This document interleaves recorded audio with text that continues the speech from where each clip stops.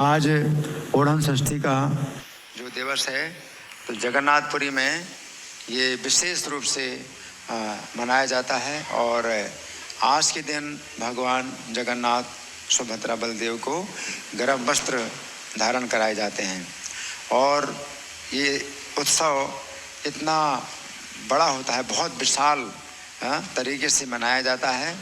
भगवान जगन्नाथ को दिन भर वो जो वस्त्र हैं वो पहनाए जाते हैं, फिर उतारे जाते हैं, फिर पहनाए जाते हैं और बहुत रात तक इसी प्रकार से जो है उनके वस्त्रों को जो है लगातार धारण कराया जाता है।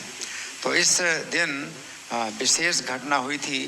भगवान चैतन्य महाप्रभु जिस समय जगन्नाथपुरी में थे तो उनके साथ में स्वरूप दामोदर गोस्वामी हमेशा रहते थे और पुंडरीक विद्यानिधि भी आए हुए थे उस समय।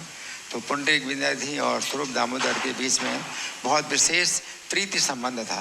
तो उस प्रीति संबंध में क्या होता है कि गोयम आख्याति पृच्छति, अपने हृदय में जो भी बात हो वो सब जो है वो प्रकट कर दी जाती है और पूछी भी जाती है।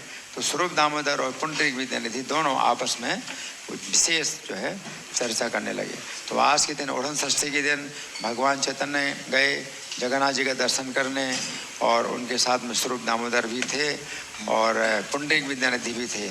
तो काफ़ी रात तक इस प्रकार जो है जगन्नाथ जी का ये जो है ओढ़न उत्सव मनाया गया और बहुत रात जब हो गई तो फिर दर्शन करके जब वापस आ रहे थे तो अब जगन्नाथ मंदिर से अपने शयन के स्थान में दोनों जा रहे हैं, तो एक दूसरे से बातें कर रहे हैं। तो पुंडरीक विद्यानिधि ने कुछ दोष माना।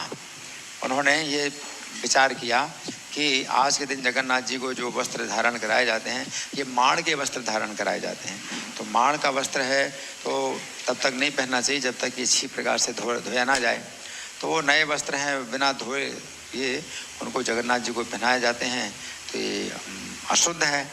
तो पुंडरीक विद्यानिधि ने ये बात जो है स्वरूप दामोदर को बताई कि ये कार्य जो है उतना सही नहीं है।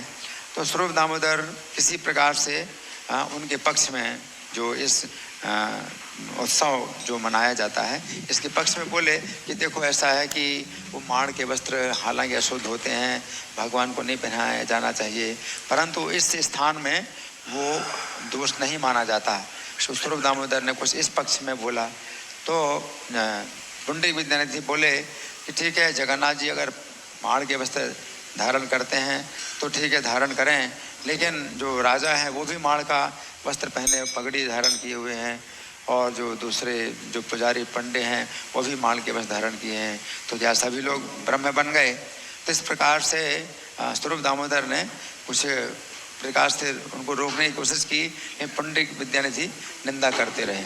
और जब सो गए रात में तो जब उठे सवेरे तो सवेरे उठ करके जो है क्या हुआ कि पुंडरीक विद्यानिधि के चेहरे में बहुत से जो है घूसे के निशान थे। तो स्वरूप दामोदर आए उनको जगाने के लिए कि चलो भाई जगन्नाथ जी के दर्शन करें। तो पुंडरीक विद्यानिधि बोले कि नहीं अभी मैं नहीं जा सकता दर्शन करने के लिए, आप जरा इधर आओ, मैं आपको कुछ बात रहस्य की बात बताता हूँ। तो उन्होंने रहस्य की बात बताई कि जगन्नाथ और जगन्नाथ बलदेव दोनों रात में मेरे पास आए सपने में, और वो सपना नहीं था, बिल्कुल सचमुच वो जगन्नाथ मंदिर से निकल करके मेरे पास आए और बोले कि तेरे तो अपराध का कोई अंत ही नहीं, तू बहुत अपराधी, तू बहुत अपराध करता है।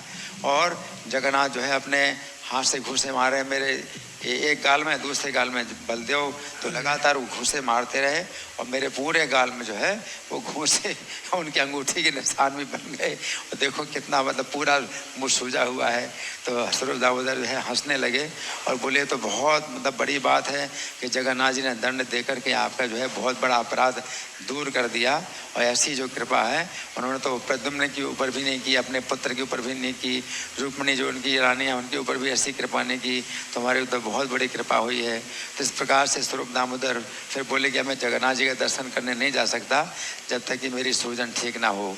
तो इस तरह से ये आज के दिन जो घटना हुई, जगन्नाथ बलदेव ने पुंडरीक विद्यानिधि को जो दंड दिया, और सपने में जो दंड दिया वो सचमुच जागने पर भी वो जो है पूरे निशान उनके घूसों के निशान बने थे।